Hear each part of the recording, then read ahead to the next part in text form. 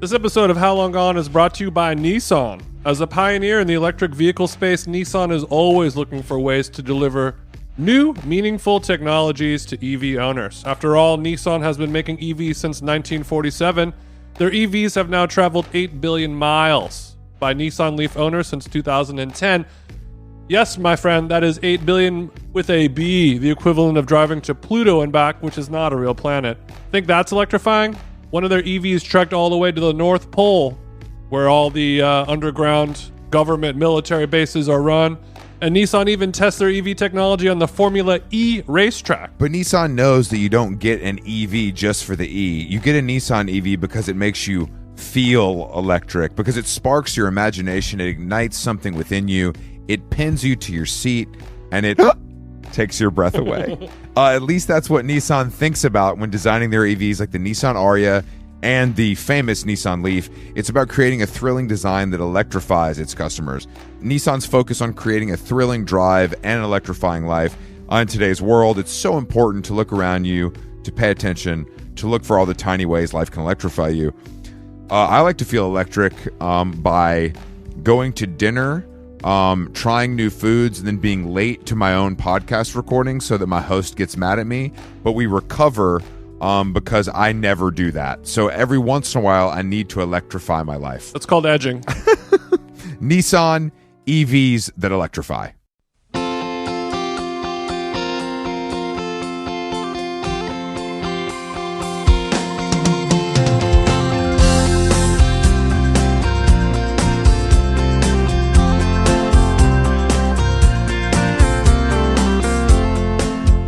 How Long Gone is here, zipping over to the home studio. A little bit of a shaky morning. What's up, Chris? How are you? I'm shaky morning. I'm a shaky warrior as well. I kind of had a late night last night, so it's I don't like staying up till 1 a.m. on a school night, but when duty calls, you got to do it. Well, I mean, you had a big night, so I think it was well worth it. You weren't wasting your 1 a.m. night on some bullshit. It was in the words of my companion for the evening and host, Nomi Fry. What a night it was. There's not a greater feeling than walking into Madison Square Garden, emptying your pockets to make sure you don't have a gun on you, zipping right to the will call. There's no hiccups. They give you your John Mayer solo tour laminates. You head to your seats, and you just take in 2 hours of Mayer solo. Just him. 2 hours solo? Bro, this motherfucker did, I bet he did an hour and 45. Just him. Guitar, different guitars, and a piano. That's it. And it was like he had him eating out of his hands. Of course. And I'm sure the mid-song banter was exquisite. Well, he actually did some stuff that was pretty cool. He showed like unseen old video footage like before some of the songs. So like him kill some time. First record, like about to go on his first tour, But he also did a lot of funky stuff with looping and a double neck. He's on his little Ed Sheeran, little Les Claypool. He went Sheeran mode on the. He didn't go Primus mode. I know. Nomi was like, "Look at the double neck. It's like Richie Sambora," and I'm like, "Exactly, yeah, exactly what it is." Okay. Okay. But yeah, he would play the 12. He would like play the 12 string and like loop it, and then play the other part over. On the regular 6 string, but it worked really well, and it made it feel like meaty, like a London busker, exactly, in the tube channel. But yeah, and then okay, that sounds great. Where'd you? And you said, I remember the last episode, you said you were going to take her out to dinner beforehand. Where'd you guys go? We hit an ABC Kitchen, a classic ABC kitsch before. Some delicious sunchokes on the menu, as well as my favorite carrot avocado salad. And we both had a nice piece of fish, and we did go for the cookie plate. I had to twist her arm a little bit. You guys were good. You guys were good for the preemie and the seconde. I think you deserve a cookie plate. But we had to go to the after party, and it was at Teresi, which is like it's like a Carbone major food group place, but they've reopened. It used to be like a tasting menu thing on Mulberry, but now it's in a different location. I used to love it. It was amazing back in the day. I mean, it was. We got there at 11:30, and it was fucking packed. Like people small room too. No, it's new now. That's what I'm saying. It's huge. Oh, okay. And got it. And I mean, of course, they're playing hip hop, which I tried to. I walked into Grindin' by Clips. with my ravioli. But Bummer. So we go to the back room. You know, Mayor shows up, and we sit down, and it's me, Nomi, Mayor, Andy Cohen, my North Star, and a bottle of 1942. That was it, brother. Yeah, exactly. It was. This is my barbershop LeBron show. And then, you know, they're all kissing his ass. Oh, it was so great. And I'm like, yeah, it was good. But John, you didn't sweat at all. Like, he wasn't sweating at all, and I noticed he didn't change clothes. After doing 2 hours on stage under the bright lights in Madison Square Garden, this man didn't sweat, and he was like, the Grateful Dead effect. He's a conditioned warrior. That's why. No, he said to me, he was like, you know what it is? I think it's because when you're playing acoustic, it's like it's like the energy is less like frenetic, and I'm not moving in the same way. And it's just like, it's different. But he's like, I noticed that too, because usually these guys come off the stage, they got a shower, it's a whole thing. I mean, also he's a cool as a cucumber kind of guy. So who with Andy Cohen, who sat on who lap? Well, he's a little smaller than me, so he sat on my lap. Okay. He was asking about How Long Gone, and we were talking about kind of his Sirius XM channel. Does he? I didn't know he has one. Yeah, he's got Andy Radio. Dude, he's got like a whole, I mean, he does a show. He was explaining to me, he's like, yeah, I do it 4 times a week. 1 time is live, then I record one. He goes, like, I go in almost every day. But he's got like a network that 4 times a week? He's on his like Seacrest shit, where it's like every second of his day he is doing something productive and making money. And it's like, and otherwise he's like off a gummy ordering a Negroni. Is it really called Andy Radio? No, it's probably called something different, but it's probably not far off from Andy Radio. Okay. It's probably called the Cohen Zone. Exactly. We're talking about the ins and outs of it, and just, you know, the differences between, you know, that kind of setup and podcasting. But then we got into the real meat of the situation, where he was sort of wanted to talk a little bit more about Vanderpump Rules, you know, and kind of the drama going on there. Sure. Which I obviously won't divulge. But the one thing I want to say, because I sat next to Andy at the show, and I have never seen people act this unhinged around a celebrity in my life. Really? Like, people could not control themselves. Like, women were like walking, like stepping over Nomi and I, like mid-show, to take a dark selfie with him while he was trying to watch the show. So he's just like a human Birkin bag. Like, I've never seen anything. Women like are drawn to him. They're drawn to him. I mean, as Nomi said, this crowd is full of excitable white people, which is like the right crowd, obviously, for him and his business and what he does. I love the word excitable. It's so vague and so specific at the same time. It's perfect. But yeah, so I was just like sitting there, and I was like, wow, this is crazy. And Nomi was like, yeah, this is like what it's like. He's like the most beloved man, you know, on earth, because he gives people so much high quality entertainment. And it all makes sense to me, but I was like, I didn't know it was like, this guy needs a security guard, you know? Like, it's like people could not control themselves. He's walking around Madison Square Garden like Kim Jong-un. No, dead ass. He really is. Like, he went to the bathroom, and I was like, bro, do you need me to escort you? Not for that. I just mean for safety. Like I feel like you might. He's like, oh, Chris, I didn't think. Actually, sure. If you don't mind. But no, I'm good right now. If you don't mind walking me there, that'd be great. You could just stand outside. Took you long enough, Chris. What took you long enough?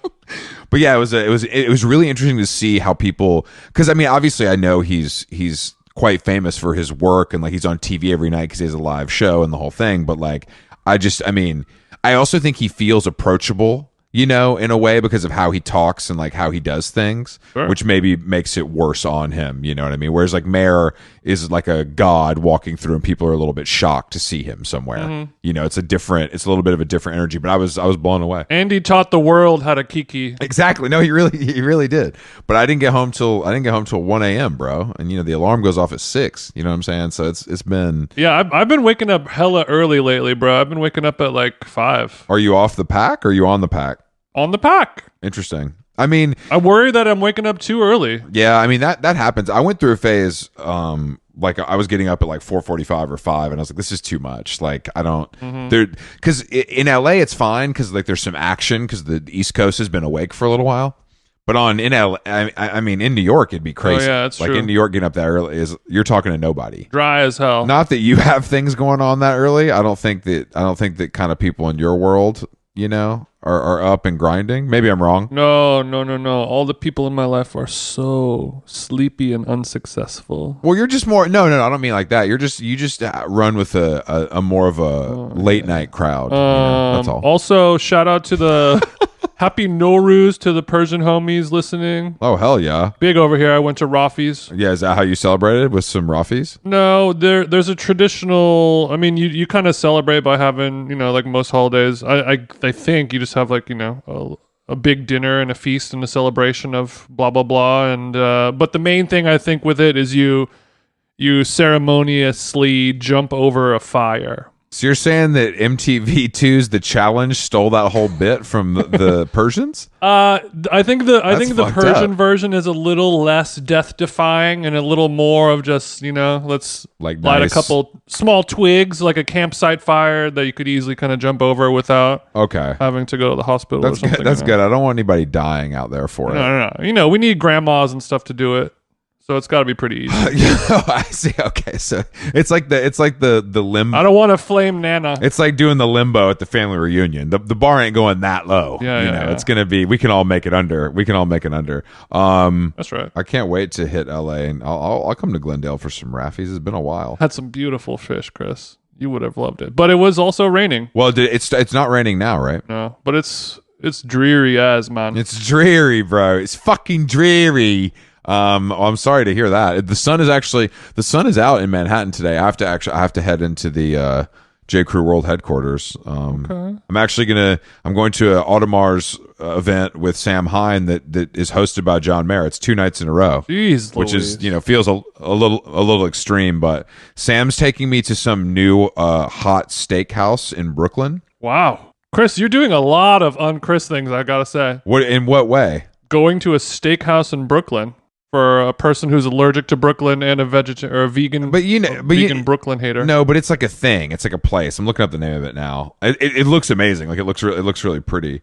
Gage and Tollner is what it's called. Gage and Tollner? Yeah. Speaking of apothecaries. I know, it does feel like a nice cedar wood. These motherfuckers make beard oils. Yo, your mustache ain't twisty anymore. Look, come over here.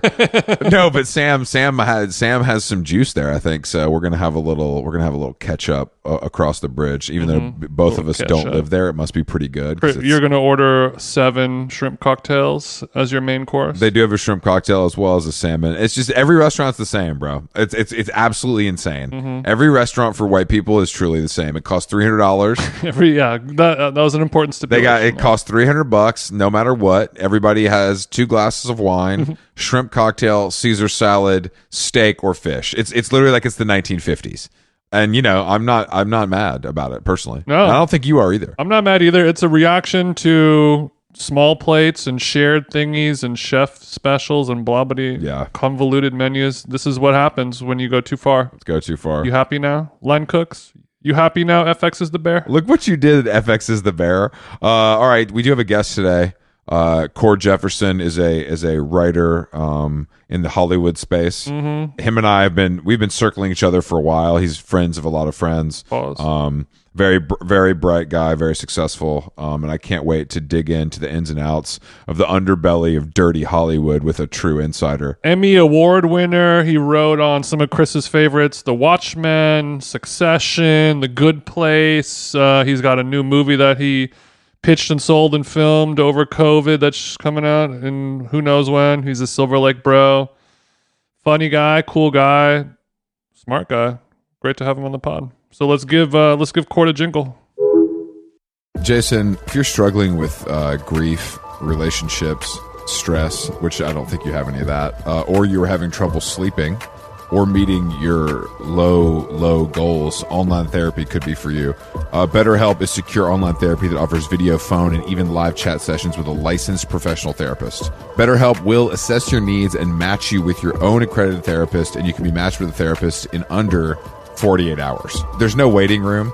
The service is available worldwide, and you can log into your account anytime to message your therapist. You'll get timely and thoughtful responses, plus you can schedule weekly video or phone sessions. BetterHelp, H-E-L-P, is committed to facilitating great therapeutic matches, so they make it easy and free to change therapists if needed. We've all been there, haven't we? It's more affordable than traditional offline therapy, and financial aid is available in your area. Visit betterhelp.com/howlong and join over 2 million people who have taken charge of their mental health with the help of an experienced professional. How Long Gone is sponsored by BetterHelp, and our listeners get 10% off their first month of online therapy at betterhelp.com/howlong.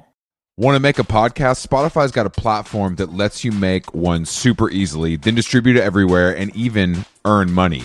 We like that. All in one place for totally free. It's called Spotify for Podcasters, and here's how it works. Spotify for Podcasters lets you record and edit podcasts right from your cellular telephone or your computer, so no matter what your setup is like, you can start creating today. Then you can distribute your podcast to Spotify and everywhere else, those other places that podcasts are heard. Video podcasts are also available on Spotify, and when you want to take conversations with your fans to the next level, Q&As and polls are the best way to get them talking. With Spotify for Podcasters, you can earn money in a variety of ways, including ads and podcast subscriptions. And best of all, it's totally free, zero catch. We've been using it ever since we started How Long Gone. And ever since I discovered Spotify for Podcasters, I feel like having the option of turning off the Q&As and the polls on the user dashboard has really helped boost my creativity and take it to another level. I highly recommend giving it a try. Download the Spotify for Podcasters app or go to www.spotify.com/podcasters to get started. Nobody loves, I mean, if you like the Turkish getup, you're doing that so you don't murder, you know? Let me say something, not to blow your minds, guys, but I don't mind the Turkish getup. I think the challenge involved is nice for my mental and physical, and I think that it's a great full body exercise. It's not top of mind, like number one choice, but I think there's worse. There's things I would rather this do was less. Sort of Chris admitting that he's a murderer or murderous. No, I mean, in so many ways. I've never killed anyone. I've got a lot of problems, obviously, but I think all three of us do. You know, without Cord chiming in yet, I'm sure he has problems. Absolutely. You've killed it at the gym, though, at the very least.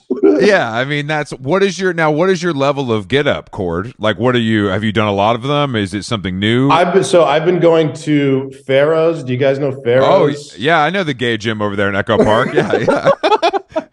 So I've heard of that before. I've been going to Pharaoh's. Gay and rich, Chris. Gay and rich. That's true. Not all gays. No. Bodybuilders closed. Bodybuilders gym closed. The destruction of the gay middle class continues. Did bodybuilders actually close? Yeah, bodybuilders. Well, they're looking for a new space, but that one on Hyperion's gone. That was my spot for years when I visited LA, and I never went in the bathrooms there, obviously, but I loved the vibe of it was just so shitty. Yeah, it was great. It's just like dusty free weights and like some machines, and that's it.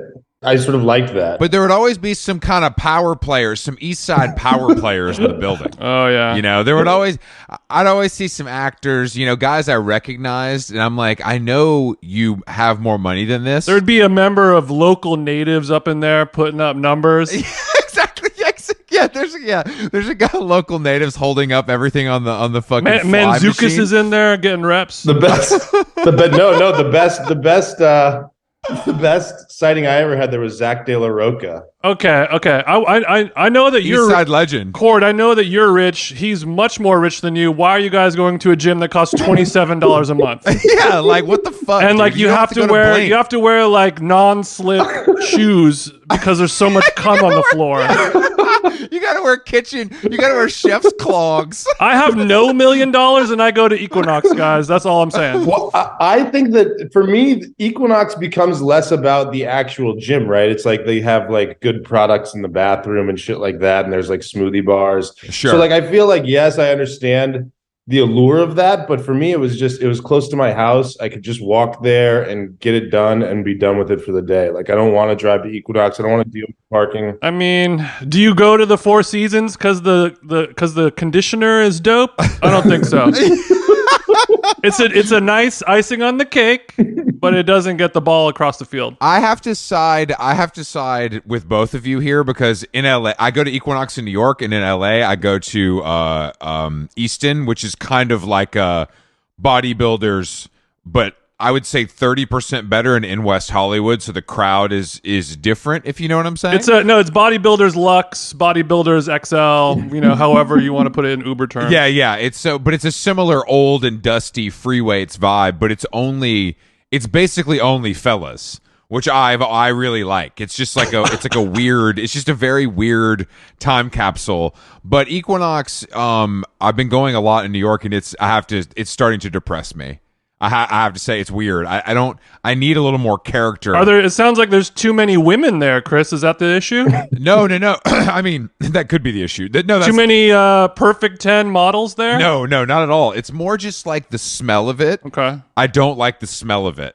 Like when I walk in, because it's like a hotel, they like pump in the smell and the sound. Smelling like pussy up in there, huh? No, nasty. No, that's nasty not ass Jim smells. That is like not pussy. what I'm saying. It smells like banker feet mixed with like kind of Axe body spray mixed with Aesop. You know what I mean? It's like a very strange. Nobody's using Axe at the fucking New York Equinox, bro. Come on. You're absolutely wrong, Jason, and you don't understand. Cord, you lived in New York, right? I lived in New York for 7 years. Yeah. Okay. There's a lot of guys here, Jason, and it is hard to wrap your head around because it feels odd. But guys that make a ton of money, that like have a beautiful apartment with bad furniture and a hot girlfriend and probably a Range Rover, they still get all of their apothecary products at the drugstore. 100%. Wayne Reed. That's absolutely right. Yeah, exactly. They're using Pert Plus. They don't know what apothecary means. They think I'm talking that Spanish again, And I'm telling you that it's translation to like the bitch aisle at Dwayne Reed. Yeah, exactly. But it's a very strange. You see them unpack their gym bag, and you're just like, bro, what? Like, you don't have a woman in your life, a man in your life, a goddamn brother or sister to help you out here. But it's like, you don't follow me on Tumblr? Exactly. What the fuck, bro? Who does your soap program? Cord could back me up on this. It's like a type of guy here. It's like a type of guy in New York. So when I lived in New York, I didn't really have any money. So I sort of like lived most of my New York years in like broke New York, where it was like sort of toward the end, I started to have some money, but I wasn't in a place like where I was around those people much of the time. It was basically just like fucking in Bushwick and like South Williamsburg and Greenpoint. Like, so I never got the experience of like New York with money. I'm sorry you had to go through that, Cord.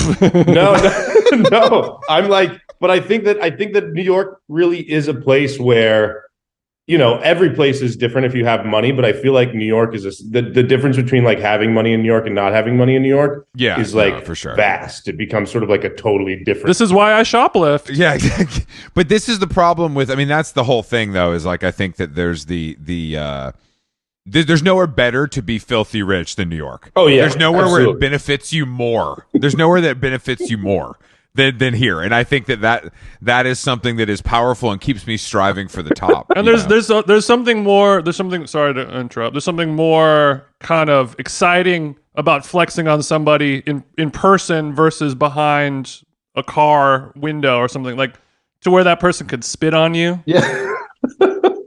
And you're still flexing on them. It's more visceral. They could punch you, all that stuff. Yeah, they're not going to punch out the window of the G-Wagon at the stoplight. That's probably not going to happen. Bulletproof. Yeah, exactly. Mine's bulletproof. I'm glad you remember that. I'd like to see you try. Did you move to LA because work started popping, or were you like, I'm done with this bullshit, I need some sunshine? No, I've been back. So I'm from Arizona originally. Another thing I'm sorry you had to go through, so I'm glad you made it out. I appreciate that. Tucson.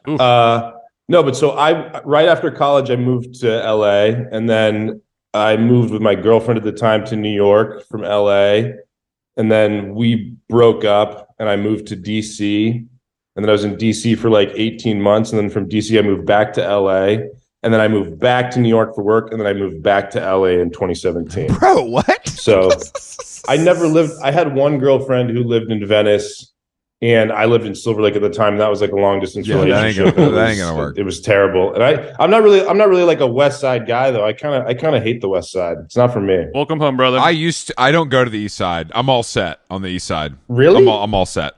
I would rather go to Brentwood than Silver Lake at this stage of my life. And say what you want about me. Well, Chris never leaves West Hollywood. Chris doesn't go to Santa Monica or Venice or Marina Del Rey. He just stays in WeHo. Why?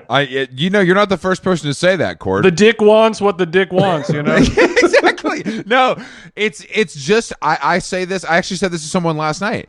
I've been around cool guys my entire fucking life. That is my job. That is what I do every day. I don't need to do that when I don't want to see people I know at the fucking grocery store. I don't want to have to build with someone at the fucking gas station. You know what I mean? And in West Hollywood, I can walk into anywhere and not know anybody, and it's preferred. I don't see guys in online ceramics. You know what I mean? I've escaped kind of what sounds like you thrive in. But when you socialize, like when you go to parties or you go to restaurants to meet your friends, like is it generally on the east side? No. He makes me drive. He makes me fucking drive to the San Vicente bungalows, fucking 45 minutes from Glendale to go eat some gazpacho. Jason loves the soups at San Vicente bungalows. What could he say? The food at San Vicente bungalows is not very good. That is very correct. Everybody It says is this. incredibly middlebrow. Everybody says this, and I don't think it's wrong. But then you go to all the 5 other restaurants in LA that people like, and it's the same exact fucking food. It's the same food at all these places. Like maybe Sunset Towers 2 degrees better, maybe Grill in the Alley's 3 degrees better, but it's the same food. It's the same. It's the same as the Tower for me. I agree with you, Chris. I think the Tower is a little bit better. Tower's a little bit better, but only slightly. Only slightly. It's so strange because I never thought I would end up in West Hollywood, but then I realized that much like in New York, I'm like a Soho mindset. You know, that's like what I would live above Uniqlo on fucking Broadway. Like I want to be right in the center of it. And so I guess crazy. That's so crazy. I'm just also, guys, let's digress. I feel like all the poor people listening are starting to tune out this conversation a little bit too much as we kind of complain about five-star restaurants.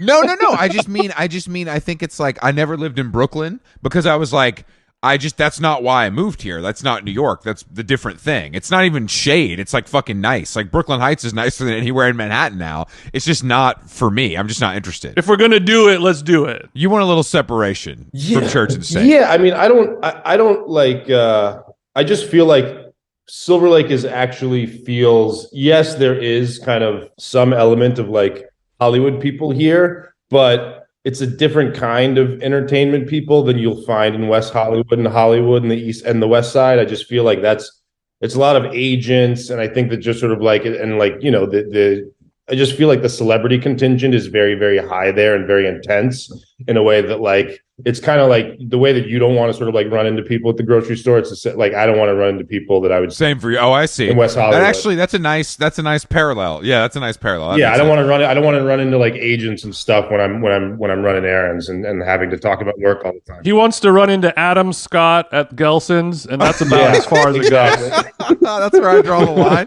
Unfortunately, Cord, I think if I would have made a few different decisions in my life, I would be an agent and I would be the enemy. And thank God that I'm considered by some not listeners of this podcast, but some to be the talent in this particular instance. So I dodged. Chris, think of yourself as an unpaid enemy for now. Yeah, I'm an unpaid enemy. I don't have a Black 3 Series, thank God. I've done, I made it's some great exposure though. It's great exposure. I mean, our agents, people in Hollywood, people like you, they love to complain about the agent, and I feel like the agent is, though, a beloved necessary evil that is so fun to make fun of, but without them, I feel like you would all make a lot less money. You have to agree with that. But you guys have agents now too, don't you? Yeah, we do. Yes, we do. What agency are you guys at? CAA. Shout out to the homies at CAA. I'm a CAA guy too. There Let's we go. Keep it in the family. I feel like you get invited to a few more of the parties than we do, but yeah. I want to be clear to everyone listening. This is not a package put together by our agents. Cord and I know each other socially a little bit. We're not working on a project yet. Hopefully we can kind of get there with something like this. Even I don't believe that. I feel like this is a package. No, this is not a package. I think that agents to me are I don't even think they're an evil. I like my agents. I think they do great work for me. I just think that some agents do get a bad rap, but some agents really are just ceaselessly annoying. Like they can only talk about work. Sure. They can only sort of like they can't. I don't like anybody that's always on. So like if I'm like comedians, like if you're a comedian and like you're always doing bits and shit, I can't deal with it. And the same goes for like Hollywood people. And it's like agents. There's some agents who the only thing they can fucking talk about is business and money and who's hiring who and who's working where, and I just can't deal with it. But yes, I mean, I do think that my agents have been helpful in making me more money. Yes, that's true. Well, I guess true. the question is, because I was talking about this yesterday with Michael Haney, who came on the podcast recently, and he's working on some stuff. And I guess I'm just trying to understand that, like, I feel like in my understanding, in the old days, they were a little more like aware of the creative. They like would really read it, and kind of the good ones would have like real understanding of the creative part of it, like how this is going to work and who should do what and all of that stuff. Whereas our first agent never listened to our podcast. Yeah, but I guess I'm asking if is that still the case? Like, is that what makes good versus bad? Like someone who actually understands and reads the work and gets it versus someone who's like, yeah, I don't know, bro, I'm just gonna get you the most money possible. Yeah, I mean, I think it's what you want to get, right? I think that there's some people who just want, like, I have homies who are just like, I just want a fucking shark. Like, I want somebody who's gonna get in there and scream at people until they That's me. Yeah, until they agree they agree with my demands, until they give me the money that I want. It's the only way I can climax. Yeah, exactly. And I think that for me, the reason I chose my agent is because the first agent that I met with ever when I was leaving journalism to work in TV, he was like, why do you want to write TV? And I was, I gave him all these like high-minded ideas of like, I want to try writing fiction, and like, I'm just interested in like this fictional storytelling. Like it was like, I can't remember exactly what I said, but I sort of went through this like long-winded description about creativity. And then he like hit me on the shoulder and he was like, and you want to make some real fucking money for once, huh? And I was like,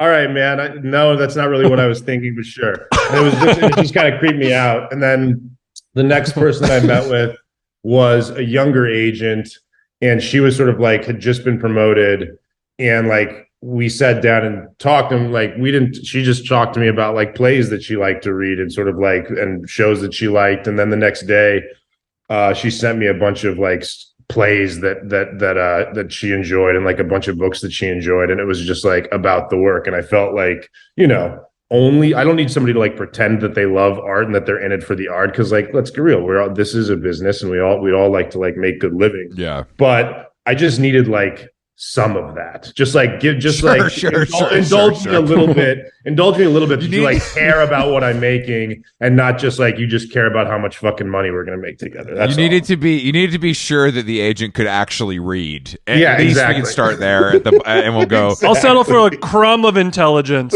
Yeah, I'll settle for just a little bit.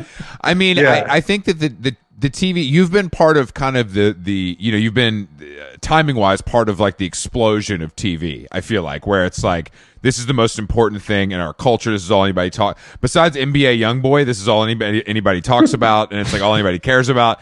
And I guess I'm just like, is it hard? Is that almost detrimental? Does that make your job harder, or does it make it more exciting? I think it makes it less exciting. I mean, I love how much you hate on TV. By the way, it is very funny. No problem. I'll continue to do so. It's a real bugaboo for you, but massive bugaboo.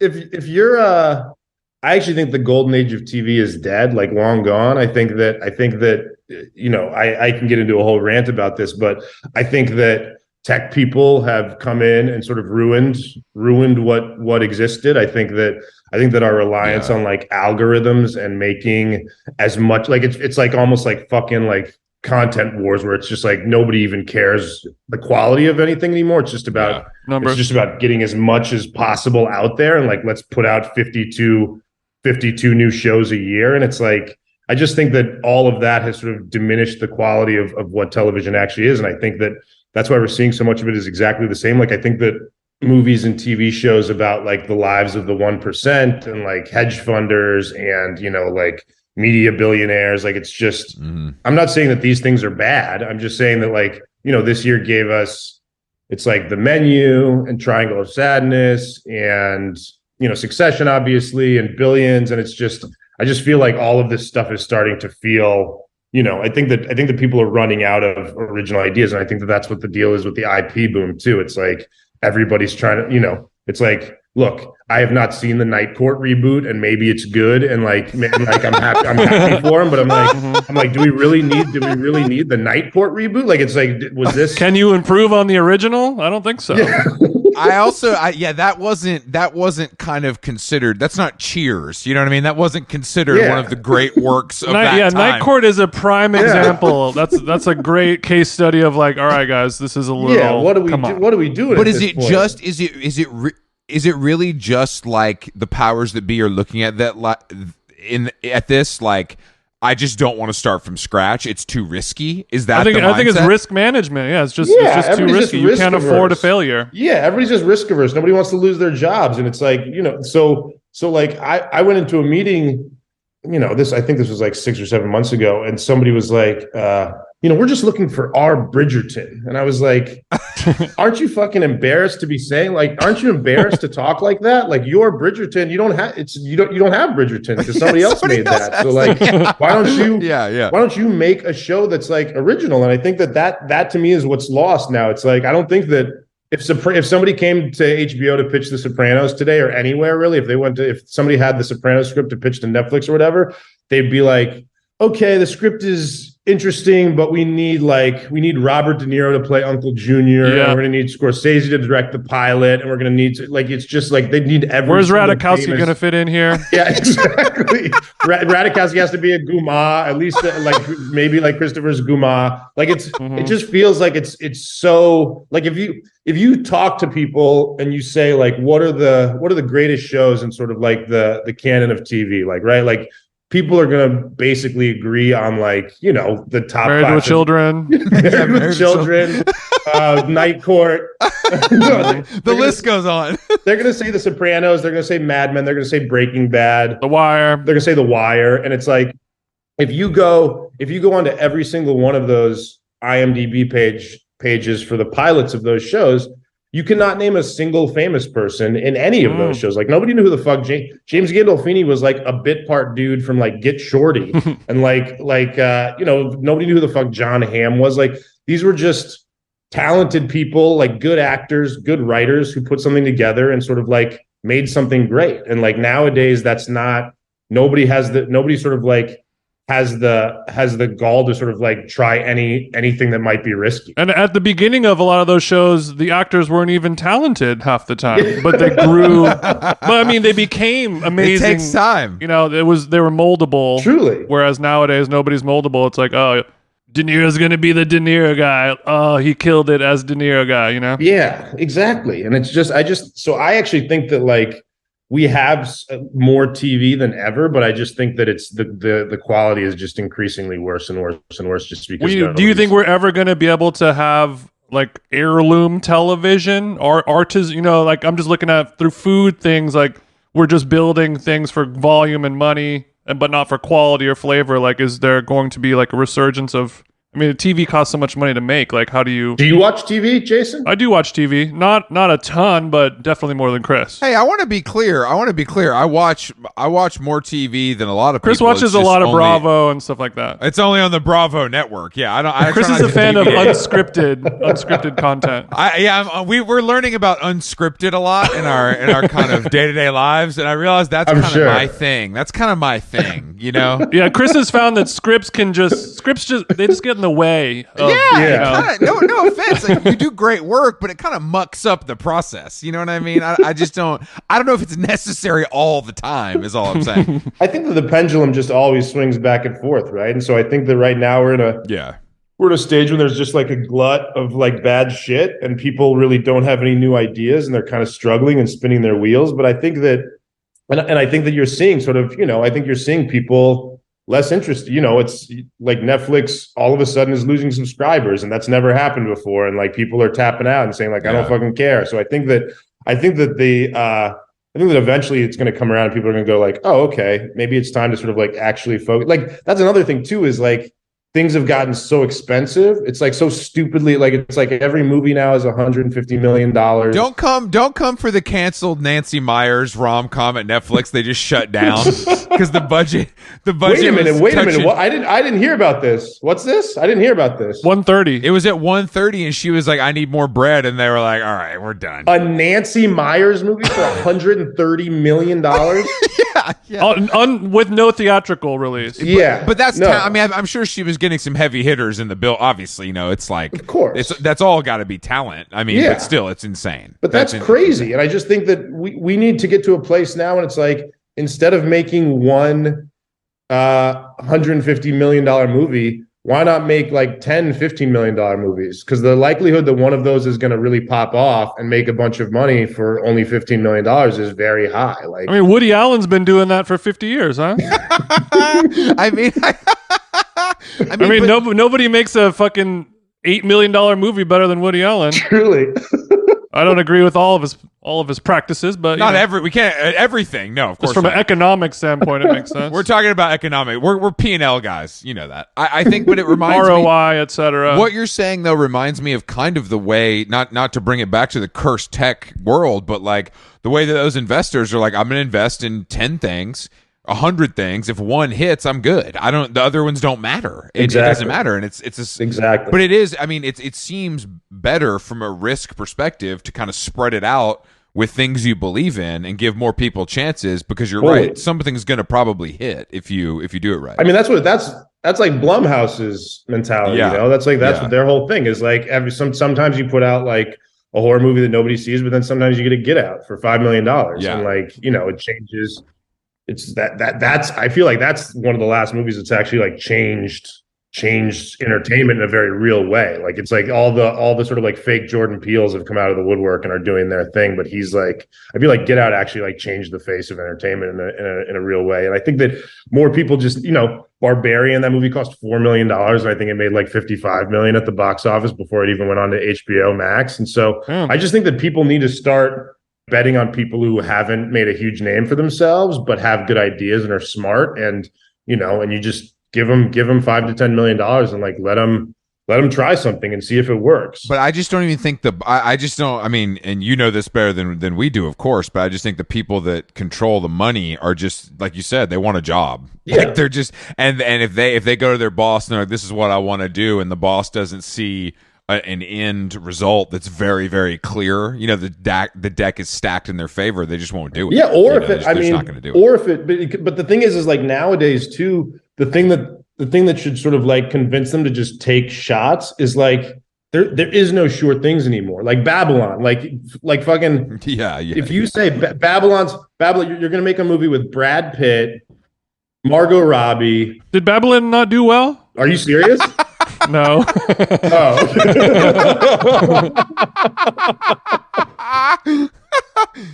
Don't make me bring up Glass Onion, Cord. Don't make me bring up Glass Onion, bro. Glass Onion was low-key kind of not bad, bro.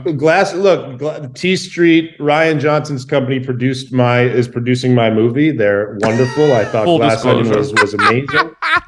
They're Ryan and Ryan. More like glass shallot, all those flavorful complexities, It didn't have to be that good. All those flavorful components. I agree. I liked it, but I just think that like that Babylon movie didn't do well. Is what you're saying? No, not only did it not do well, it was that should have been a fucking like that.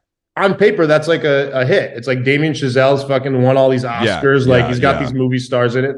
On paper, it's like, yeah, this is going to be massive.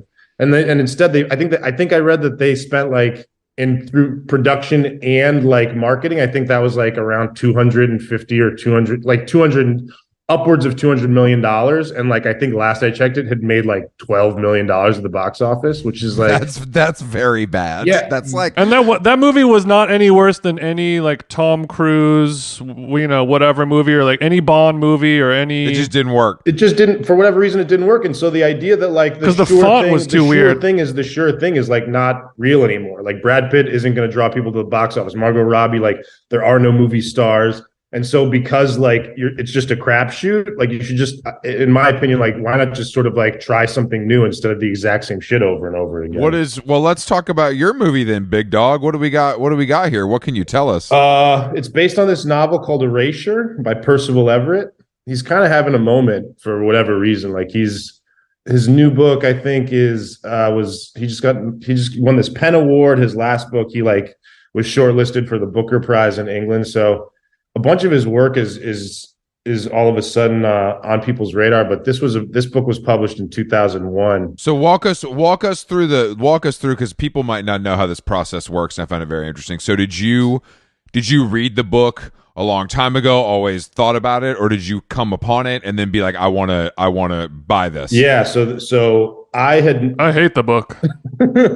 I had never heard of Erasure until I was reading this book review for this other book called Interior Chinatown that was pretty big a couple years ago.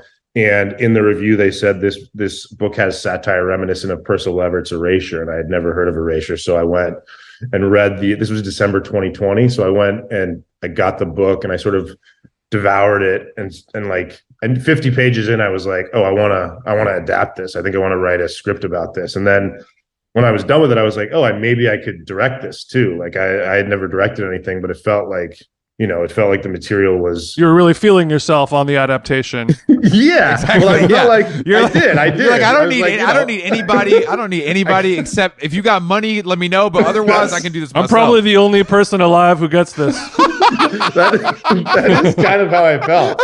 That's the way you have to feel. That's the way you have to feel to do it. Really, because I had never directed anything. Like, so I was, it was kind of hubris to be like, yeah, I'm going to take this on, but I just fell in love with it, and I didn't want anybody else to do it. I just felt like I wanted to write it and direct it. And so I reached out to Percival in January or February of 2021. He gave me the rights. They very kindly gave me the rights for free and just said, like, go write a script. And if the script, if somebody buys it, then you can pay us. So wow, he just gave me the rights free and clear. So you just hit him on DM and he's like, if you could sell this fucking thing, go for it, bro. Yeah, right. Bro, wait, when did I write this? 20 years ago? Bro, yeah, do whatever you want. Let me just holler at me when you get some bread. Just holler at me when you get some bread.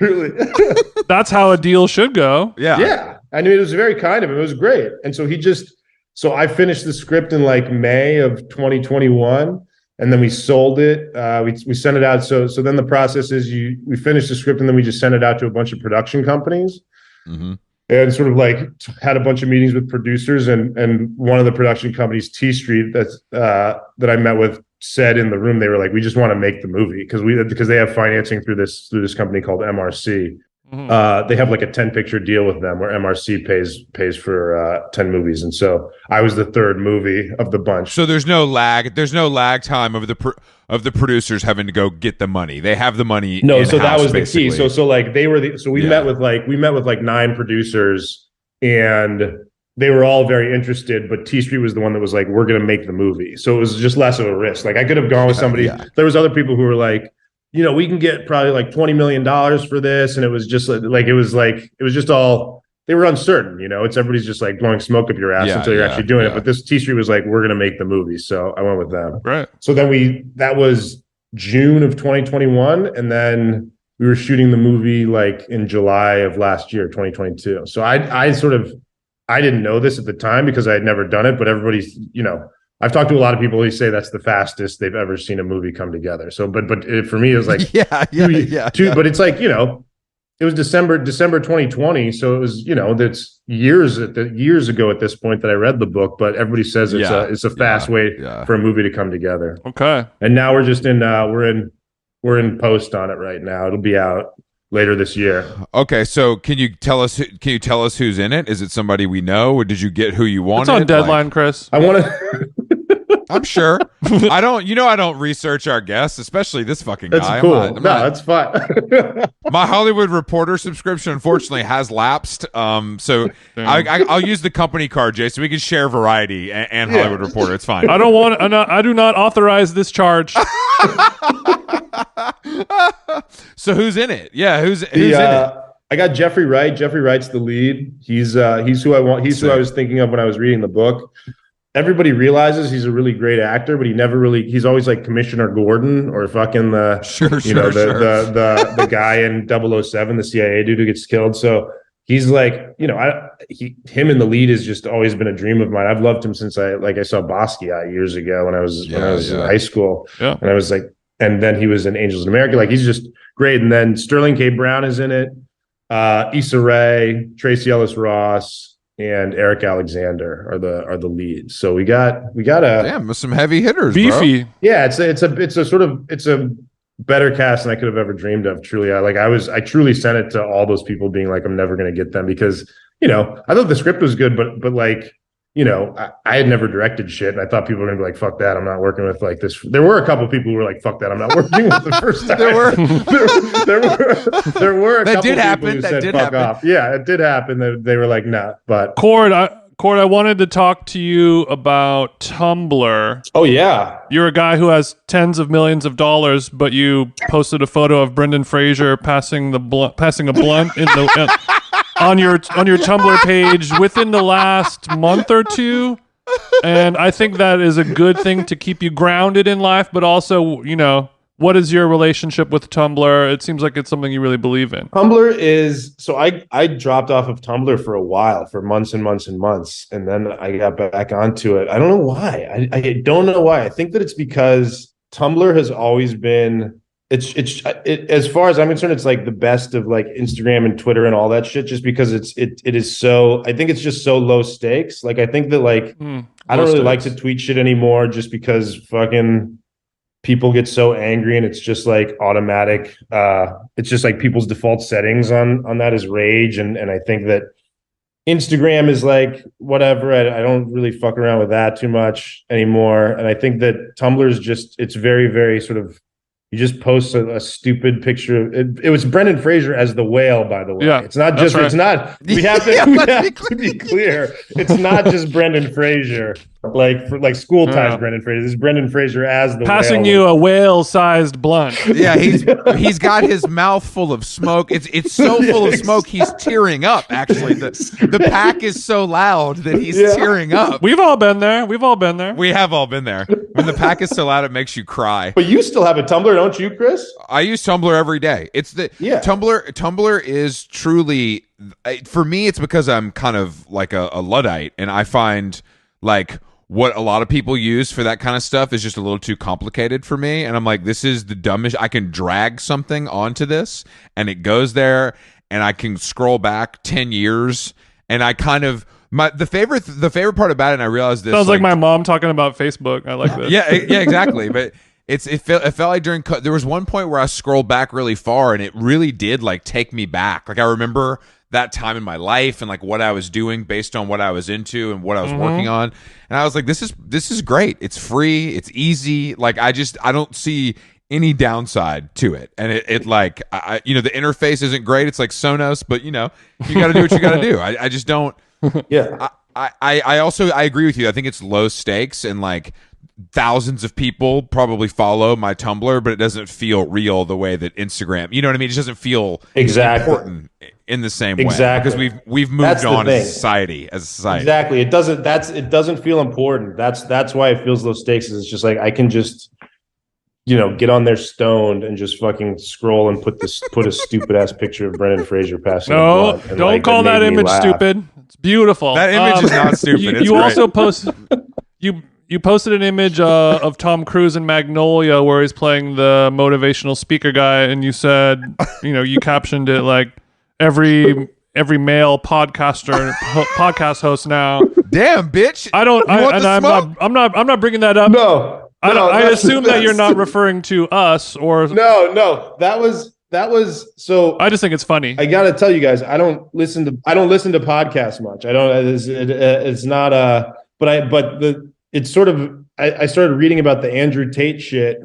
And I was like, wait a minute, is this like, and then I started going into that rabbit hole of like men's rights podcasts. And I couldn't believe that there were so many of them. It kind of blew my mind, like how famous these people were, because I had never heard of them We've been working hard, brother. Andrew Tate is it just feels like Frank TJ Mackey energy. Not you guys. Of course, not you guys. Not you guys. I mean, I think there's some, I wasn't that aware of the Andrew Tate stuff either, honestly. Like, I knew the name, you know what I mean? But like, I never paid attention or really cared, because it just, I could tell it wasn't for me. But now, obviously, since he's like been taken down, there's a different fucking BuzzFeed News 10,000 word story about him every day. And I'm just like, I don't know if I care enough to learn about this. I think I'm fine being like, that's bad and lame. I'm good. I don't need to know the ins and outs. I'm good.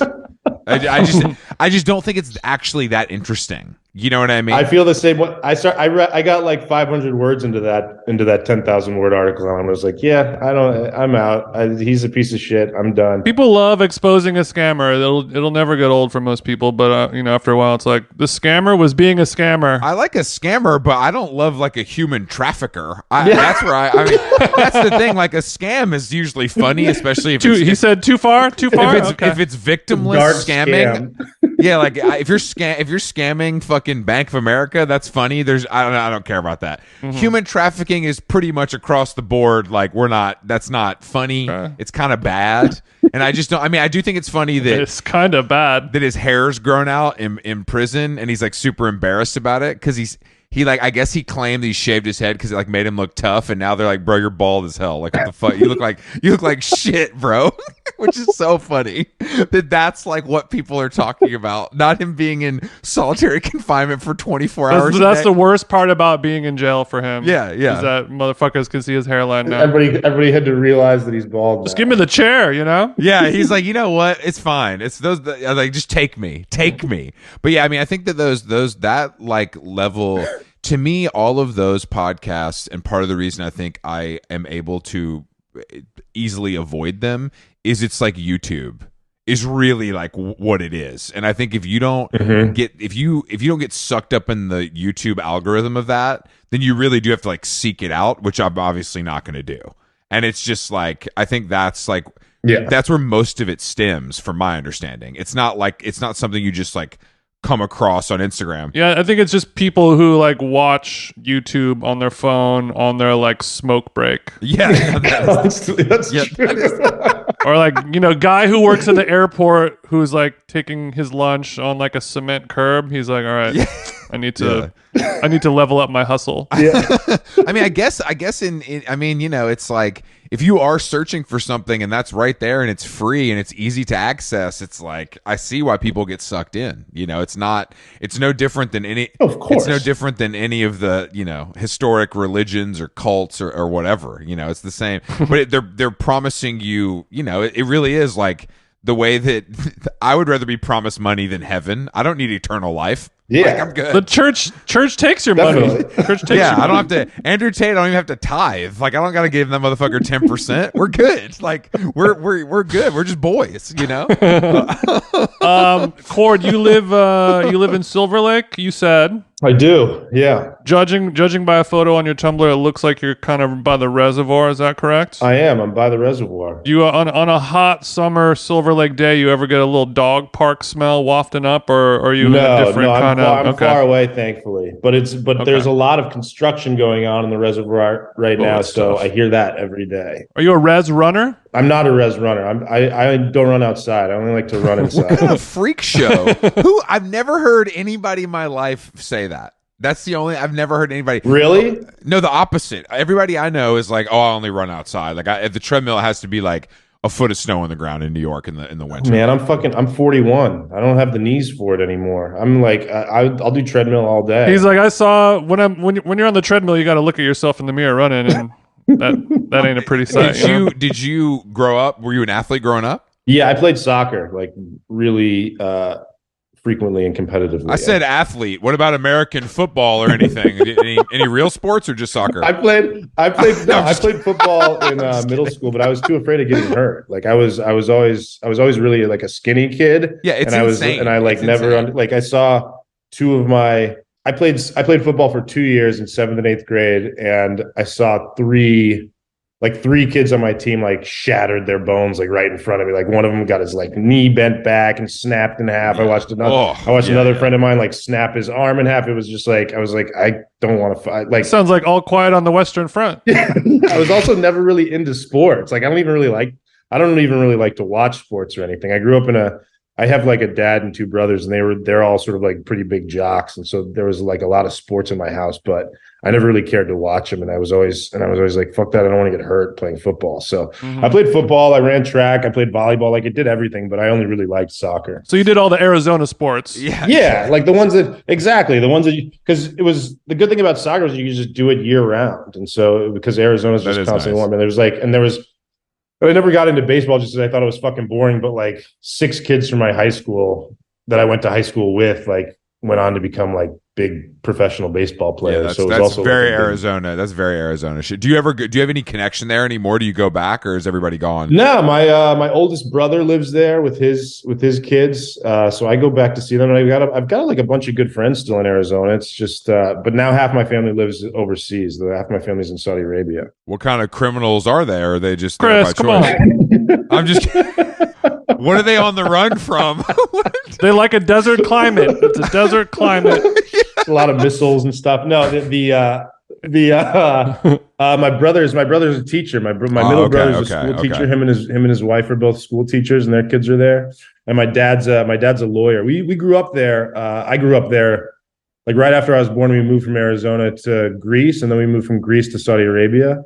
We were in Saudi Arabia until I was like 6, and then we moved back to Arizona. So that's a wild combination of cities to grow up in. Yeah, it was very weird. So is the vibe good over there? Like when you go, is it like this is sick, or is it like I'm all set after 24 hours? The last time I was there was I donated my kidney to my dad in 2008, and that's the last time I was there. So I haven't been back. I was wondering when you're going to work that into the convo court. Yeah, we were talking about that. I told Jason, I was like, man, there's nothing. This guy is good looking. He's successful, and then he tells a chick he gave his dad a kidney. I'm like, bro, leave some for the rest of us. I'm like, what the fuck? He's like, no, you can't go on top. Sorry, the kidney scar. You know what I'm saying?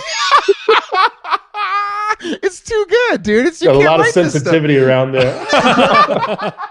You can't make this stuff up. You can't make this stuff up. I was there. It's like it's fine. Like it's like there are good people there. There's a lot of really great Saudis who love their country and are smart and good people to be around. But it's not, when I was 2008, I'm in my mid 20s. I was so bored. Like there's no When I was there, there's no movie theaters. There's no like restaurants are segregated by gender. There's no union pool or anything. No union pool to go into. It's just kind of like, you just like the thing that young men do there for fun when I was there at least was like, Dunkin' Donuts would be open until like 6 a.m. And like you'd see a bunch of like dudes in their 20s, they're like smoking cigarettes and drinking coffee and playing cards like all night. Whoa. That's what they did. Sounds like Glendale. I gotta go to Saudi Arabia. Jason's like, damn, it probably rains less in Saudi Arabia. This sounds good. Yeah. And it's illegal to have guns and knives in Saudi Arabia, right? Yeah, exactly. Oh, I gotta go because I'm living in constant danger over here of being stabbed. I've just never been to them. I've never been. I guess I've been to. I've been to some places. Have you been to like Dubai? No, I'm very interested in going. I wanna get paid by some shady corporation to go there and post on Instagram. But I think that I just don't. It just feels Dubai to me just looks like Vegas and feels like you're like inside all the time in that way. You know what I mean? Yeah. But I'm sure they got a Carbone there. How bad can it be? I'm sure it's fine. That's a long ass flight to go to Carbone. Is the only thing that's really keeping me. It's a tough table in South Beach. Sometimes you gotta get on the plane. Right. You gotta do what you gotta do. I can do the Emirates, but yeah.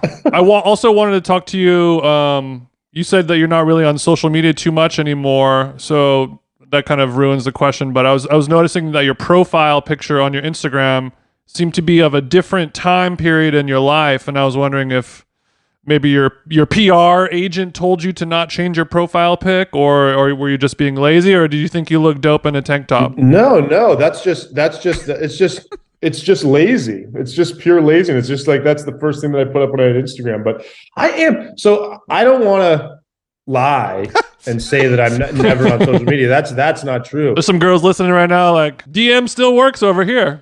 He's active. Looks like real social media to me. Got the green circle. I just don't post shit because it feels like it feels like too much of a headache sometimes. I'm just like, this is just, I don't want to. And as a writer, it's not necessarily part of your job to post on Yeah, and Instagram. when you engage with people, like again, like I just feel like the default setting on the internet so much is just like fucking anger and also like No, you're right. Classic or trash. be the most just trying to be the most ungenerous you can be when sort of like reading someone's words. And I'm just like, I don't want to engage with this. So I look at it a lot, but I don't post things really. I like ungenerous. That's how it feels. No, that's a good way to put it. I mean, it's insane. It's absolutely insane. And also, I mean, I think that we've all, in a lot of ways, like made it part of our jobs, you know, like where it maybe necessarily could have gone a different way, but we all kind of leaned in at a certain point.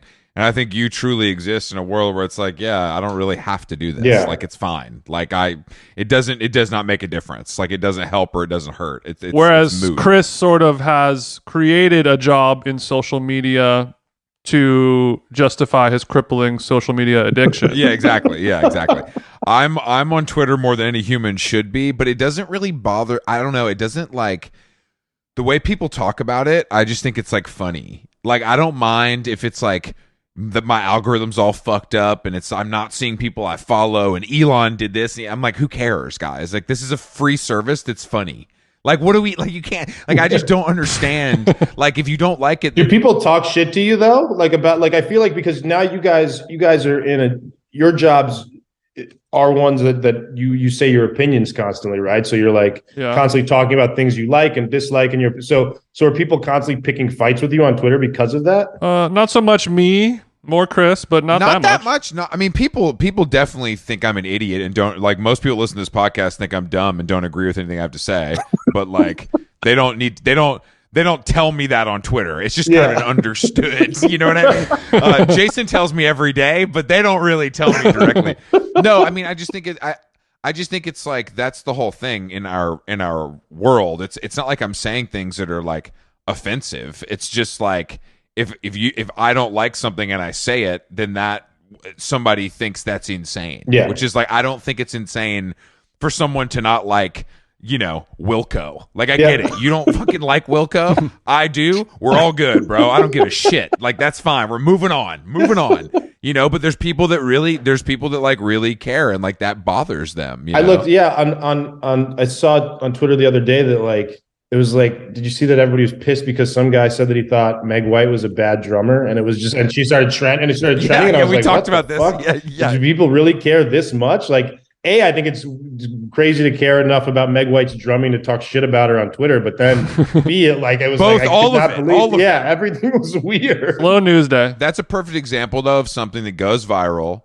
The guy has to the guy's going to get doxxed, you know, probably because then it turns into like, you hate women. You know what I mean? You're like, whoa. I was just saying I didn't really like her drumming. Like, it was kind of not my thing. It's a little jerky stylistically. You know? But the interesting difference is like if somebody posted that with like an emoji of like the like a bashful person and it says like unpopular opinion, Meg is overrated. They'd be like, I disagree. And that's about it. But if it's like a straight white man who's like, this is happening, this fucking chick sucks at drumming, and everyone's like, wait a fucking minute, you know? People love, you know, it's a beautiful thing to debate. You know, it's a fun thing to debate because she is a terrible drummer, but is that what makes it good? You know, it's like, it's a fun thing to debate. That's why. The thing that I also was like, when did everybody become fucking like drum teachers? Like, it's like how the fuck do you know? Like, what you don't know shit. What are your bona fides to like that you can sort of like? Yeah. I had no idea you were a master of rhythm. Yeah, John Bonham is back and he's on Twitter. I mean, I think it's a little. I think it's a little bit of like anything. It's just like it's the way everybody became a doctor. Well, we all became experts. We all became experts in the San Vicente Bungalows bank run, you know, like yeah, the SVB, you know, we all became, you know, financial analysts overnight. You know, we become drum experts overnight. Truly, it's insane. Yeah, it's what the internet. I mean, it honestly, the COVID stuff was the ultimate peak of that, where people really thought they knew what the answers were. And it's like, dude, you're a fucking barista. Like, you barely have the answers to what kind of milk you got. Like, you don't have the answers to infectious diseases. You don't even have the bathroom code. Yeah, it's crazy. It's crazy. But like, I think it's just like, this is where we're at, because there's so much information out there that people can truly do spend their time like learning things and not realize that still doesn't make you a fucking expert. Yeah. Like it's still an opinion. It can get you close enough to feel like you are one, though. Totally. It's just like, it's a very interesting, especially with things like music where it's like completely taste based. Yeah. Like with medical things, that's fact based. With me, it's fully just like, do I like this or not? There's so many reasons how I come to that decision. It has nothing to do with anyone else. It's strictly like, my upbringing and how I came to it, et cetera, et cetera. Yeah. But yeah, Meg White, I mean, she's got the sauce. I wouldn't say it's technical, but that doesn't matter. Clearly didn't matter. All right, Cord. With all of our guests at the end of the episode, we like to do a game where our guest tells us their top 3 favorite prescription pills. Top 3 favorite prescription pills. Is this really what you do? Yeah, all the time. And only with guests that are cool. You know what I mean? I take a bunch of pills for my heart. So okay. So the first one, my number 1 pill is flecainide. My antiarrhythmic. Hell yeah, bro. The flecainide outbreak has been ravaging our country. Yeah. I know on Fridays you want to snort the fleckies, but don't snort the fleckies. That might fuck you up. That might make your heart worse, bro. You got to. So every day you take it and you don't die, you're just like, damn, I'm fucking high as hell. So every day I take it, my heart stays in rhythm. That's okay. it. So that's what a high that must be. Yeah.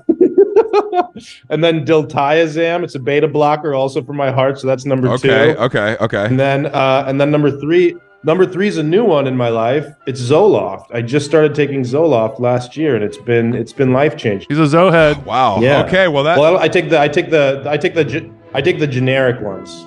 Okay. So the sertralins or whatever. If we're talking just like recreational pills, Typically, but we can do yours as well. I think that I was never really a pill guy. Like that they always made me like, I remember my friends brought a bunch of Xanax when we were in our 20s to New York, and it was like muscle relax. I can't remember what it was. Oh, it's probably Somas. That's what we used to eat a bunch of Somas in because I grew up in Tucson, so we were like an hour away from the Mexican border. And so we spent a lot of time in Mexico when I was in high school. Baby. We spent a lot of time in Mexico when I was in high school. My friend, Soma. Yeah, so we went to Nogales a lot. So there was a lot of time spent in Nogales, going to pharmacies in Nogales. And so when I did do recreational pills in high school, it was generally Somas, and it was classic. A lot of bad times. I don't think that I was ever like, this was a good idea to take these pills tonight. Yeah, when you wake up and you've wet yourself. Yeah, when you wake up at 1:30 p.m. the next day with piss all over your fucking exactly University of Arizona basketball shorts, it's fucked up. You're like, oh, Soma. Exactly. Not again. Yeah, no. It was just a lot of like sitting around terrible bars in Nogales and like my high school girlfriend like yelling at me and me just being like so zoned out. I had no idea what was going on. I want to fucking go home, Cord, and you're like, what? Yeah, exactly. And I'm drooling. My foot doesn't work for gas pedal, babe. Exactly. Dude, chill. You gotta chill. You just gotta chill. What's wrong with you? No, Cord, thank you for joining us today on How Long Gone. It's been a pleasure. Thank you for having me. Yeah, no, this was overdue, and let's all hang when we're back in LA. I would love that. I would love that. And Jason, let's get dinner sometime in Los Angeles. It's a fucking date, bro. We'll do it. We'll talk to you soon, Cord. Thanks again, bro. Good boys. Have a good one. Thank you. Bye-bye.